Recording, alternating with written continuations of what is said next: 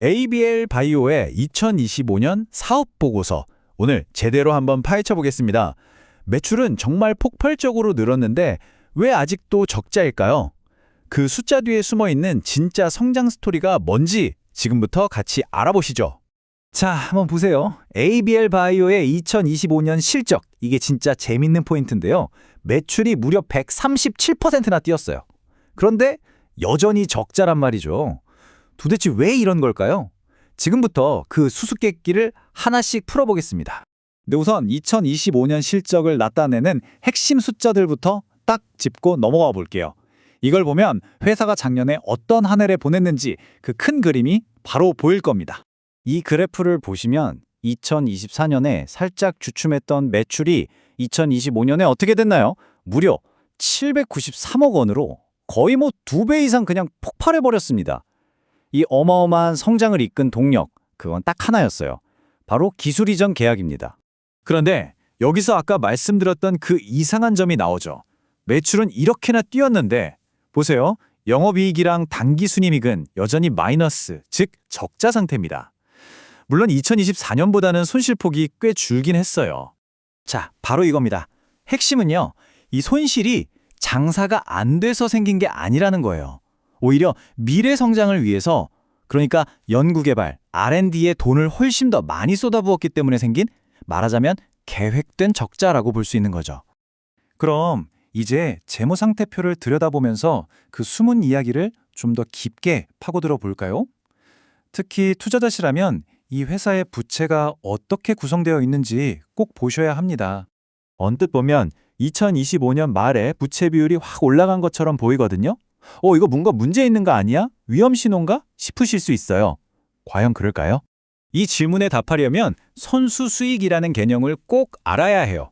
이게 뭐냐면요. 계약금처럼 돈은 미리 받았는데 아직 해줘야 할 일, 그러니까 의무가 남아있는 상태의 돈을 말해요. 회계장부상으로는 이게 부채로 잡힙니다. 일종의 착한 빚 같은 거죠. 바로 이겁니다.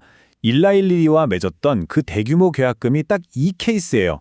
2025년 말에 받은 돈이 장부상 선수수익이라는 부채로 잡히면서 부채 비율이 확 높아 보이는 일종의 착시 효과가 나타난 겁니다.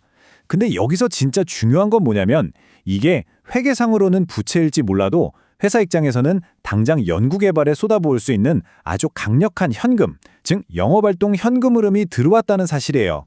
실제로 회사 사업보고서에서도 이걸 명확히 밝히고 있어요. 2026년에 이 돈이 매출로 잡히면서 부채는 사라지고 부채 비율도 정상 수준으로 돌아올 겁니다. 라고요. 그러니까 이건 일시적인 회계 처리일 뿐이라는 걸 회사 스스로가 확인해 준 셈이죠. 자, 그럼 이 어마어마한 R&D 비용을 들여서 도대체 뭘 만들고 있는 걸까요? 그게 바로 이 회사의 핵심 경쟁력, 바로 플랫폼 기술입니다. ABL 바이오의 성장 엔진은 바로 이겁니다. 아주 영리한 선순환 구조를 가지고 있어요. 먼저 가치 있는 플랫폼 기술을 개발해요. 그리고 이걸 조기에 기술 이전해서 현금을 두둑이 챙깁니다. 마지막으로 그 돈으로 또 다음 혁신 기술에 재투자하는 거죠. 계속해서 성장 동력을 만들어내는 거예요. 바로 이 네 가지가 그 가치를 만들어내는 핵심 기동들입니다. 담도암 치료제 ABL01 같은 개별 신약도 중요하지만 진짜 무서운 건 그랩바디 B 같은 플랫폼 기술이에요. 이건 뇌로 약물이 들어가는 걸 막는 일종의 철벽 강화막인 뇌혈관 장벽을 뚫어주는 셔틀 같은 거거든요. 이 기술 하나만 있으면 이걸로 수많은 뇌질환 신약을 만들어낼 수 있는 정말 강력한 무기인 셈이죠. 물론이죠. 바이오 회사 투자가 항상 장밋빛일 수만은 없습니다. 당연히 리스크가 따르죠. 사업보고서에서도 앞으로 어떤 어려움이 있을지에 대해 솔직하게 이야기하고 있습니다. 네, 이런 것들이죠.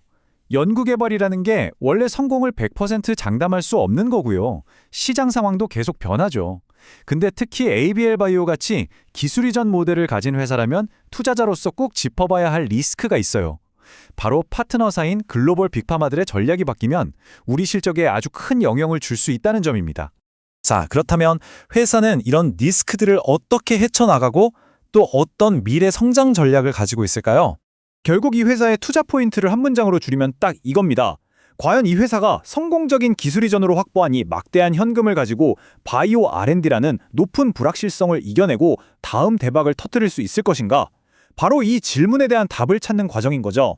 그리고 그 질문에 대한 회사의 대답이 바로 이겁니다. 그들이 손에 쥔 실탄이죠. 2026년 1월에만 무려 5,500만 달러. 우리 돈으로 하면 정말 어마어마한 돈이 회사 계좌에 딱 꽂혔습니다. 이 돈이 어디서 났냐면요. 이상 일라이 릴리한테서 받은 계약금이 4천만 달러, 그리고 또 다른 곳에서 전략적으로 지분 투자를 받은 게 1,500만 달러. 이렇게 두 군데서 들어온 거죠.